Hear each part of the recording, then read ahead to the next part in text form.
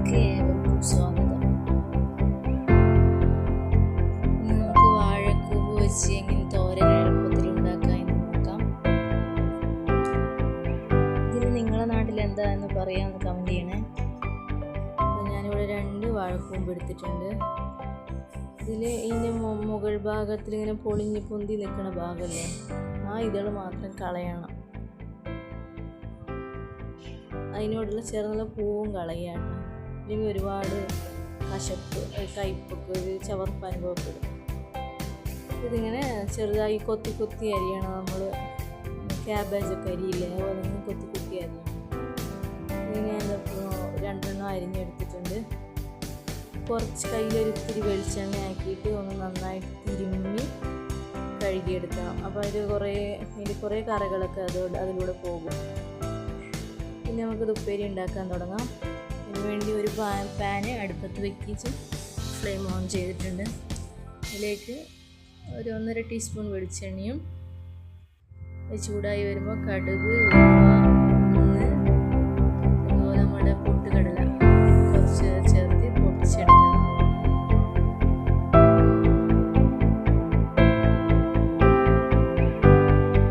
പിന്നെ ഒരു പച്ചമുളക്,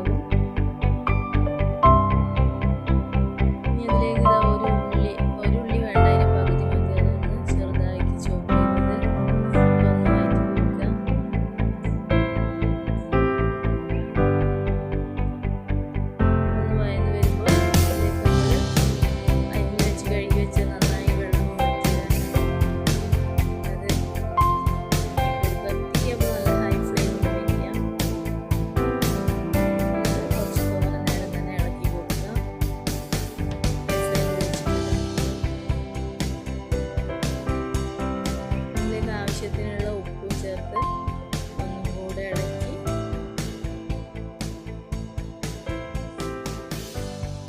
ഒരു 1/4 ടീസ്പൂൺ അളവിൽ മഞ്ഞൾപ്പൊടിയും ചേർത്ത് ഇളക്കി മൂടി വെച്ച് വേവിക്കാം.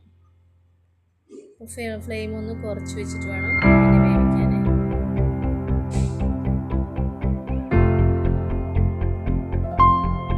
ഇടയ്ക്കിടയ്ക്ക് ഒന്ന് തുറന്ന് ഇളക്കി കൊടുക്കണം. ഇതിലേക്ക് ഞാനിത് ഒരു പിടി തേങ്ങ കുറച്ച് തോനയിട്ട് ഏറ്റവും നന്നായിരിക്കും കേട്ടോ. അങ്ങനെ 1.5 പിടി തേങ്ങ ഇട്ടിട്ടുണ്ട്. ചിരവിയ തേങ്ങ ഒതുക്കിയിട്ടൊന്നുമില്ല കേട്ടോ. ഒന്നുകൂടെ മൂടി വെച്ച് ഒരു 2 മിനിറ്റും കൂടെ വേവിച്ചെടുക്കുക. അത് വാഴക്കൂമ്പ് തോരൻ ഇവിടെ റെഡി ആയിട്ടുണ്ട്.